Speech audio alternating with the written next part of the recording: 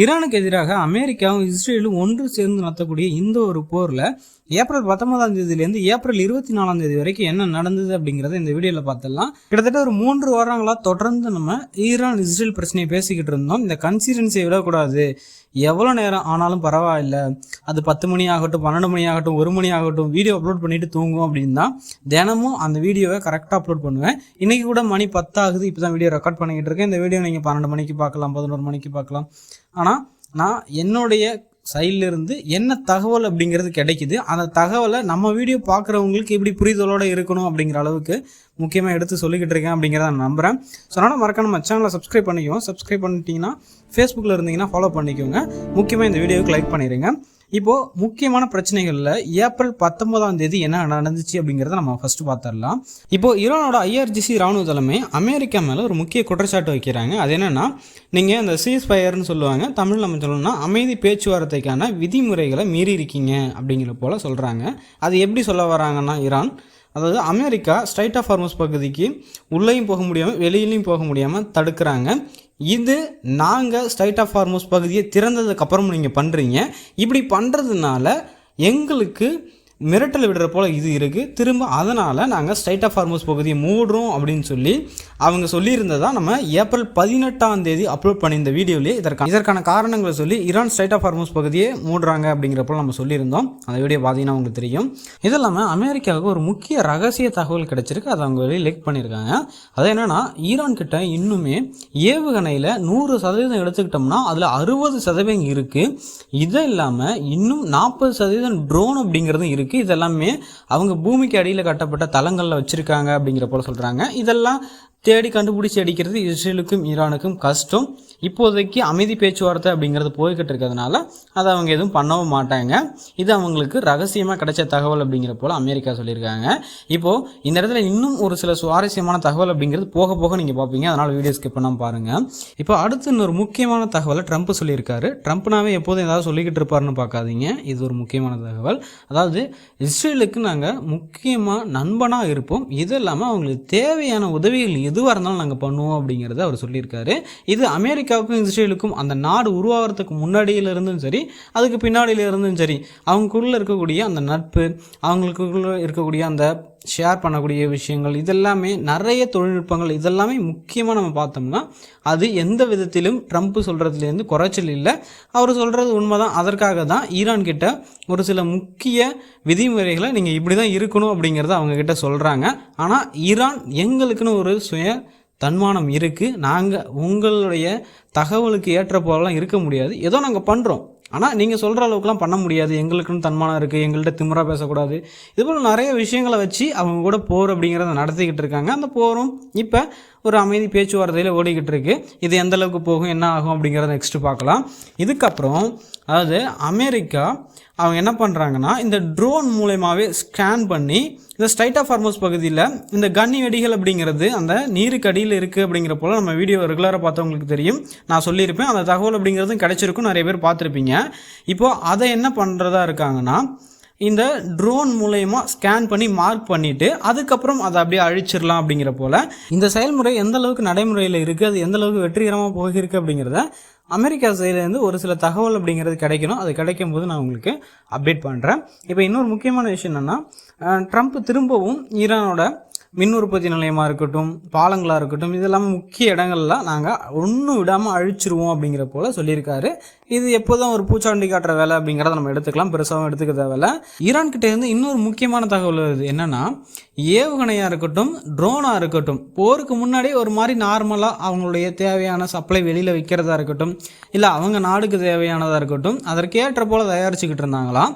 இப்போ இன்னும் மிக அதிவிரைவாக அதிகமான ட்ரோனாக இருக்கட்டும், ஏவுகணையாக இருக்கட்டும் தயாரிச்சுக்கிட்டு இருக்கிறாங்களாம். அப்போனா பார்த்துக்கோங்க, ஆல்ரெடி 60% வந்து ஏவுகணையில் அவங்கள்ட்ட கையில் இருக்குது, ட்ரோனில் 40% இருக்குது. இதெல்லாமல் இப்போ இந்த பேச்சுவார்த்தையின் போது இது போல் அதிகமான ட்ரோனும் ஏவுகணையும் தயாரிச்சுக்கிட்டு இருக்காங்க. இந்த போர் சரியான பேச்சுவார்த்தையில் போகலைன்னா திரும்ப தாக்குதல் நடத்துறதுக்கு ஏவுகணையாக இருக்கட்டும், இது இல்லாமல் ட்ரோனாக இருக்கட்டும் மிக முக்கியமானது ஈரானுக்கு. அதை தான் அவங்க இப்போ அதிவிரைவாக தயாரிச்சுக்கிட்டு இருக்காங்க. பேச்சுவார்த்தை அப்படிங்கிறது சரியாக போக எந்த தேவையும் இல்லைன்னா அதை அவங்க வெளியில் வைக்க கூட பயன்படுத்தலாம் அப்படிங்கிறத நம்ம தெரிஞ்சுக்கலாம். இப்போ இன்னொரு முக்கியமான விஷயம் என்னென்னா, ஈரான் எங்களுக்கு 2வது கட்ட பேச்சுவார்த்தைக்கு தகவல் வந்துச்சு, ஆனால் அதை நாங்கள் ரிஜெக்ட் பண்ணிட்டோம் அப்படிங்கிறத சொல்லியிருக்காங்க. இதை நடந்துறதுக்கான அதிகமான வாய்ப்பு இருக்குது. ஏன்னா அமெரிக்கா பாகிஸ்தான் கிட்ட புஷ் பண்ணுவாங்க, நீங்கள் இது போல் போய் பேசுங்க அப்படிங்கிற போல். இவங்களும் வந்து இது போல் கேட்டு பார்ப்பாங்க. அதை இப்போ அவங்க ரிஜெக்ட் பண்ணியிருக்காங்க அப்படிங்கிறதையும் நம்ம தெரிஞ்சுக்கலாம். அடுத்து ஏப்ரல் 20 என்ன நடந்துச்சு அப்படிங்கிறத நம்ம பார்த்துடலாம். இதுக்கு முன்னாடியே ஈரான் பேச்சுவார்த்தைக்கு நாங்கள் வரல, 2வது கட்ட பேச்சுவார்த்தை நடக்க வேணாம் அப்படின்னு சொல்லி ரிஜெக்ட் பண்ணிட்டாங்க. ஆனால் திரும்ப அமெரிக்காவோட அந்த பொசிஷனால என்ன அப்படிங்கிறது தெரியல. பாகிஸ்தானோட பிரைம் மினிஸ்டர் ஈரானோட பிரைம் மினிஸ்டருக்கு திரும்ப ஃபோன் பண்ணிட்டாரு. அவங்க 2 பேருக்குள்ள ஒரு முக்கியமான தகவல் அப்படிங்கிறது ஷேர் பண்ணப்பட்டுச்சு. அவங்க பேசியிருப்பாங்க. அதாவது இந்த பேச்சுவார்த்தை அப்படிங்கிறது பெருசாக அவங்க எதுவும் தகவல் அப்படிங்கிறத வெளியிடலை. அதனால் என்ன பேசிக்கிட்டாங்க அப்படிங்கிறது அவங்களுக்கு தான் தெரியும். ஆனால் அமெரிக்கா என்ன குற்றச்சாட்டு வைக்கிறாங்கன்னா ஈரான் மேலே, நீங்கள் விதிமுறைகளை மீறுறீங்க அப்படின்னு சொல்லி அவங்க சொல்கிறாங்க. இந்த சூழலில் கொஞ்சமும் மாற்றம் இல்லாமல் திரும்ப ஈரான் என்ன சொல்கிறாங்கன்னா, அமெரிக்கா நீங்களும் விதிமுறைகளை மீறுறீங்க அப்படிங்கிற போல் சொல்கிறாங்க. இது போல் 2 பேரும் மாறி மாறி குற்றச்சாட்டு அப்படிங்கிறத வச்சுக்கிட்டு இருக்காங்க. இதனாலவே இந்த 2வது கட்ட பேச்சுவார்த்தை அப்படிங்கிறது போகுமா, அது போனாலும் எந்த அளவுக்கு போகும் அப்படிங்கிறத நம்ம பெருசாக எடுத்துக்கணும் அப்படிங்கிறத நம்ம இந்த இடத்துல தெரிஞ்சுக்கலாம். இது இல்லாமல் இன்னொரு முக்கியமான தகவல் என்னென்னா, ஈரான் அவங்க நாட்டில் இருந்த ஸ்பை 2 பேருக்கு தூக்கு தண்டனை கொடுத்துருக்காங்க. அதுவும் யாருக்கு இவங்க உதவி பண்ணியிருக்காங்கன்னா, இஸ்ரேலில் இருக்கக்கூடிய மொசாத் டீமுக்கு தான் இவங்க ஸ்பை வேலை பார்த்துருக்காங்க அப்படிங்கிறத தெளிவாக சொல்லியிருக்காங்க. நாங்கள் தூக்கு தண்டனையும் கொடுத்துட்டோம் அப்படிங்கிறதையும் தெளிவாக சொல்லியிருக்காங்க. இப்போ ஏப்ரல் 22 என்ன நடந்துச்சு அப்படிங்கிறத பார்த்துடலாமா. பாகிஸ்தானோட பிரைம் மினிஸ்டர் ஷபாஸ் ஷெரீப் என்ன சொல்லியிருக்காருன்னா, ட்ரம்ப்புக்கு நன்றி சொல்லியிருக்காரு. ஏன் நன்றி சொல்லியிருக்காருன்னா, அவர் இந்த சீஸ்ஃபயருக்கான நாட்களை நீட்டிக்கிறதுக்கு ஒத்துக்கிட்டார் அப்படிங்கிற போல. இந்த தகவலை நம்ம எப்படி எடுத்துக்கலாம்னா, ட்ரம்ப் அவரே பாம் வைப்பாராம், அவரே எடுப்பாராம் அப்படிங்கிற போல தான் நம்ம வந்து எடுத்துக்கலாம். இதை அப்படியே சிரிச்சுட்டு நம்ம அடுத்த தகவலுக்கு போயிடலாம். ஒன்றும் இல்லை, ரொம்ப சிம்பிள். இதுக்கு முன்னாடி நம்ம சேனலில் ரெகுலராக வீடியோ பார்த்துட்டு இருந்தீங்கன்னா தெரியும், இந்த ஃபிஃபா வேர்ல்டு கப் நடக்க போகுது. அதுவும் ஃபுட்பாலுக்கு நடக்குது. அதுவும் முக்கியமாக நம்ம பார்க்கணுன்னா அமெரிக்கா, இது இல்லாமல் கனடா, அவங்க பக்கத்தில் இருக்கக்கூடிய மெக்சிகோ, இந்த நாடுகள்லேயே நடக்க போகுது. இதில் அமெரிக்காவில் தான் அதிக மேட்ச் நடக்க போகுது. அதனால் ஈரான் டீம் அமெரிக்காவில் விளையாண்டு தான் ஆகணும் அப்படிங்கிற போல் அந்த தகவல் அப்படிங்கிறது கிடச்சிருந்தது. அதை நம்ம சொல்லியிருந்தோம். ஈரானோட டீம் சைட்லேருந்து அவங்க என்ன சொல்லியிருக்காங்கன்னா, நாங்கள் ஃபிஃபா வேர்ல்டு கப்புக்கு தயாராக தான் இருக்கோம் அப்படிங்கிற போல் சொல்லியிருக்காங்க. ஆனால் ட்ரம்ப் இந்த இடத்துல இன்னொரு சின்ன கொலப்படி பண்ணுறாரு. என்னென்னா, அதாவது ஈரானோட டீம் எடுக்கிறதுக்கு பதில் நம்ம இத்தாலியோட டீம் எடுத்தால் என்ன, அவங்க டீம் நமக்கு தேவையில்லையே அப்படிங்கிற போலலாம் ஒரு சில சஜஷன் அப்படிங்கிறத சொல்லியிருக்காரு. ஆனால் இது எந்த அளவுக்கு போகும், இது என்ன தகவல் நெக்ஸ்ட் கிடைக்க போகுது அப்படிங்கிறதெல்லாம் இன்னும் போக போக ஒரு சில நாட்களாக தான் நம்ம பார்த்தா நமக்கு தெரியும். ஆனால் அது போல் நடக்க வாய்ப்பு இல்லைன்னு தான் நினைக்கிறேன். ஆனால் இந்த மேட்சும் ஈரான் நடந்துச்சுன்னா ஏதாவது பிரச்சனையாக அங்கே வாய்ப்பு இருக்கா, இது போல் ஒரு சில தகவல்லாம் நமக்கு கிடைச்சதும் உங்களுக்கு முக்கியமான வீடியோ பதிவாக நான் உங்களுக்கு அப்டேட் பண்ணுவேன். அடுத்து ஏப்ரல் 23 நடந்த ஒரு முக்கியமான தகவல் நம்ம பார்த்துடலாம்.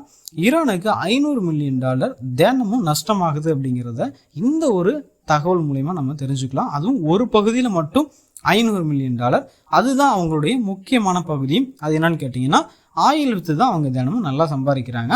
ஆனால் இப்போ அமெரிக்காவோட இந்த சோதனைகள் மூலமா, அதாவது இந்த ஸ்ட்ரைட் ஆஃப் ஹார்முஸ் பகுதியில் நம்ம ஆல்ரெடி சொல்லியிருந்தோம் இல்லையா, உள்ளேயும் போக முடியாமல் வெளியிலையும் வர முடியாமல் மாட்டிக்கிட்டு தவிக்கிறாங்க. இது யாருக்கு பொருந்தும் அப்படிங்கிறது நம்ம சேனலில் ரெகுலராக வீடியோ பார்த்துருந்தீங்கன்னா நான் உங்களுக்கு சொல்லியிருந்தேன். இப்போ இல்லைனாலும் சொல்லிடுறேன். ஒன்றும் இல்லை, ஈரானுடைய துறைமுகத்துக்கு எந்த கப்பல் போகுதோ அவங்களுக்கு தடை. இது இல்லாமல் ஈரானுடைய கப்பல்களுக்கு தடை. இது இல்லாமல் இன்னும் முக்கியமானது ஈரானுடைய தொடர்புடைய கப்பல்கள் அப்படிங்கிறது. ஆனால் ஈரானுடைய தொடர்புடைய கப்பல்கள் தான் கிட்டத்தட்ட ஒரு 34 என்னமோ, அது கிட்டத்தட்ட ஸ்ட்ரைட் ஆஃப் ஹார்முஸ் பகுதியை கடந்து வெற்றிகரமாக போகிருக்கு அப்படிங்கிறத நம்ம தெரிஞ்சுக்கிட்டோம். இப்போ பார்க்கும்போது ஒரு சில தில்முழு வேலைகள் பண்ணி அமெரிக்காவோட கண்ணுகளுக்கு தெரியாமல் அவங்க போயிட்டு வந்துக்கிட்டு தான் இருக்காங்க. இருந்தாலுமே நஷ்டம் அப்படிங்கிறது பெரிய அளவில் இந்த அமெரிக்காவோட சோதனை தடைகள் மூலமா ஏற்பட்டிருக்கு. அது இந்த $500 மில்லியன் விட அதிகமாகவும் இருக்கலாம், கம்மியாகவும் இருக்கலாம் அப்படிங்கிறதையும் நம்ம எடுத்துக்கலாம். ஆனால் இந்த $500 மில்லியன் அப்படிங்கிறது ஒரு நாளைக்கு ஈரானுக்கு லாஸ் ஆகுது, நஷ்டமாகுது அப்படின்னா இதுவும் ஒரு மிகப்பெரிய பொருளாதார சீர்குலைவை இது அதிகமாக ஆக ஆக இது ஏற்படுத்தும் அப்படிங்கிறதையும் நம்ம தெரிஞ்சுக்கலாம். இன்னொரு முக்கியமான விஷயம் என்னென்னா, ஏப்ரல் 24 இஸ்ரேலுக்கும் லெபனானுக்கும் நடந்த இந்த போர் அப்படிங்கிறது ஒரு சீஸ்ஃபயர் அப்படிங்கிறது வந்துச்சு இல்லையா, அதையும் பார்த்தீங்கன்னா நீட்டிச்சிருக்காங்க. இன்னும் ஒரு சில வாரங்களுக்கு இது போகலாம் அப்படிங்கிற போல, அதாவது 3 வாரங்கள் அப்படிங்கிறதையும் அவங்க சொல்லியிருக்காங்க தெளிவாக. இப்போ ஈரான் கிட்டேருந்து இன்னொரு முக்கியமான தகவல் இருந்திருக்கு. என்னன்னா, கிட்டத்தட்ட 20 வருஷமாக அமெரிக்காவும் இஸ்ரேலும் எங்ககிட்ட அணு ஆயுதம் இருக்குது, இல்லை அணு ஆயுதத்தை நாங்கள் தயாரிக்க போகிறோம் அப்படின்னு சொல்லி எங்களை டார்ச்சர் பண்ணிக்கிட்டே இருக்காங்க. ஆனால் நாங்களும் இது வரைக்கும் தயாரித்த பாடு இல்லை அப்படிங்கிற போல தான் சொல்கிறாங்க.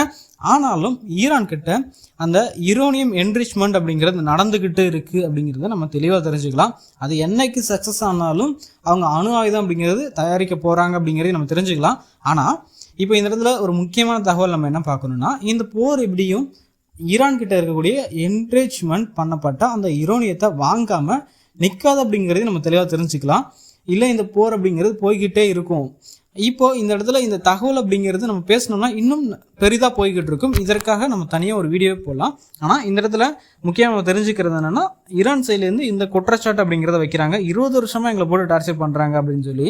ஆனால் இதை நம்ம இன்னும் முக்கியமாக பார்க்கணும் அப்படின்னா தனி வீடியோவில் பார்க்கணும். அதை நம்ம அடுத்து பார்க்கலாம்.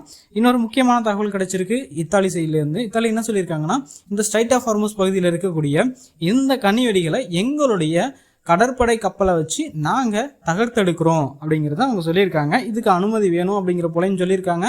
ஏன்னா இது சரியான அனுமதி கிடைக்கல அப்படின்னா ஈரான் என்ன பண்ணுவாங்கன்னா அவங்க மேலே தாக்குதல் நடத்துறதுக்கான வாய்ப்பு இருக்குது. அதனால் உதவி அப்படிங்கிறத நாங்கள் பண்ண தயாராக இருக்கோம், ஆனால் அதுக்கு நீங்கள் தயாராக இருக்கீங்களா அப்படிங்கிறத கேட்டிருக்காங்க.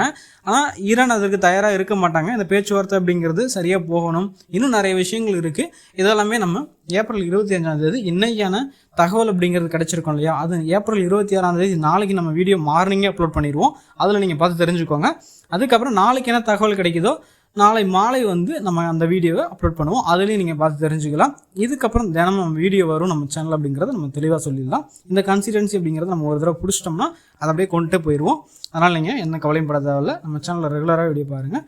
அந்த வீடியோ பார்க்குறதுக்காக உங்களுக்கு ஒரு சில தகவல் அப்படிங்கிறது தினமும் எளிமையாக நீங்கள் புரிஞ்சுப்பீங்க அப்படிங்கிறத நான் சொல்ல வரேன்.